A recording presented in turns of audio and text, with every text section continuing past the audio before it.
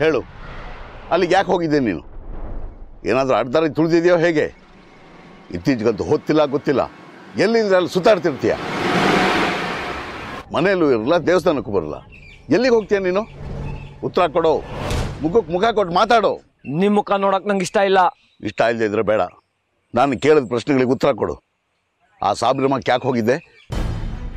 ಆ ಕ್ಷುದ್ರಾರಾಧಕರ ಜಾಗದಲ್ಲಿ ನಿನಗೇನು ಕೆಲಸ? ಸಂಸಾರಸ್ಥರು ಯಾರು ಹೋಗೋ ಜಾಗ ಅಲ್ಲ ಅದು. ನೀನು ಸಂಸಾರಸ್ಥ, ನೀನೇ ಅಲ್ಲಿಗೆ ಹೋಗಿದ್ದೆ. ಮಾತಾಡು, ಉತ್ತರ ಕೊಡು. ನಿನ್ನೆ ಕೇಳ್ತಿರೋದು. ಇದೆಲ್ಲ ನಿಮ್ಗೆ ಯಾಕೆ?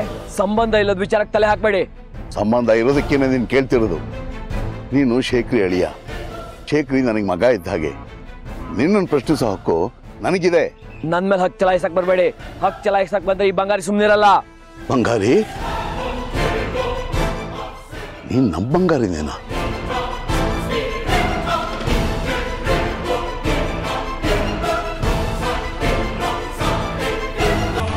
ಬಂಗಾರಿ ಎಲ್ಲೂ ಕಾಣಿಸ್ತಿಲ್ಲ. ಮನೇಲೂ ನೋಡ್ದೆ, ಹಿತ್ಲ ಕಡೆನೂ ನೋಡ್ದೆ. ಅಲ್ಲೂ ಇಲ್ಲ ಇಲ್ಲೂ ಇಲ್ಲ ಅಂದ್ರೆ ಇನ್ ಎಲ್ಲಿಗೆ ಹೋಗಿರ್ತಾನೆ? ಇತ್ತೀಚೆಗೆ ಅವನು ಎಲ್ಲಿ ಹೋಗ್ತಾನೆ ಎಲ್ಲಿ ಬರ್ತಾನೆ ಅಂತ ಅವನ ಮೇಲೆ ನಿಗಾ ಇಟ್ಟಿರೋರು ಯಾರು? ಅಷ್ಟಕ್ಕೂ ನಮಗೆಲ್ಲ ಹೇಳೋಗಂತ ಸಂಪ್ರದಾಯ ಇಟ್ಕೊಂಡಿದಾನ ನಿನ್ ಗಂಡ? ಬರೀ ವಿಚಿತ್ರವಾಗಿ ಆಡ್ತಾನೆ ನಿನ್ ಗಂಡ. ಜಾಜಿ, ನಿನಗೂ ಹೇಳಿ ಹೋಗ್ಲಿಲ್ವೇನೆ ಅವನು? ಇಲ್ಲ ಅಮ್ಮ. ಎಂಥ ನಾಲಾಯಕನ ಗಂಡ ಅಂತ ಕಟ್ಕೊಂಡ್ಬಿಟ್ಟಿದೀಯ. ನೀನ್ ನೋಡಿದ್ರೆ ಸತ್ಯ ತೋರ್ಸ್ಕೊಡ್ತೀನಿ, ಅಮ್ಮನವ್ರ ಮುಂದೆ ನಿಲ್ಲಿಸ್ತೀನಿ ಅಂತ ಹೇಳ್ತೀಯ.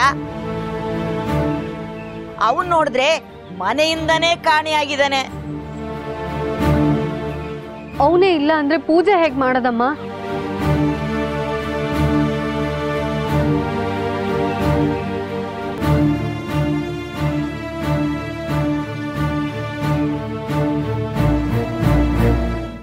ಪೂಜೆ ಮಾಡ್ಬೋದು ತಾಯಿ.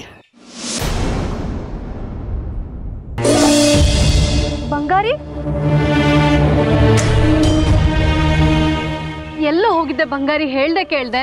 ಆ ವಿಷಯ ಆಗಿರ್ಲಿ, ಅದೇನೋ ಪೂಜೆ ಮಾಡ್ಬೇಕು ಅಂತಿದ್ಯಲ್ಲಮ್ಮ. ಹೋಗು, ಮೊದ್ಲು ಅದನ್ನ ಮಾಡೋಗು. ನಡೀರಿ, ಒಳಗೆ ಹೋಗೋಣ. ಬೇಡಮ್ಮ, ದುಷ್ಟ ಶಕ್ತಿಗಳ ಬಣ್ಣ ಬಾಗ್ಲಾಚನೆ ಬಯಲಾಗ್ಲಿ. ನೀನು ಹೋಗಮ್ಮ. ಸರಿ, ಹಾಗಿದ್ರೆ ಅಮ್ಮನವ್ರಿಗೆ ಆರತಿ ಮಾಡಿ ಇಲ್ಲಿಗೆ ತಗೊಂಡ್ಬರ್ತೀನಿ.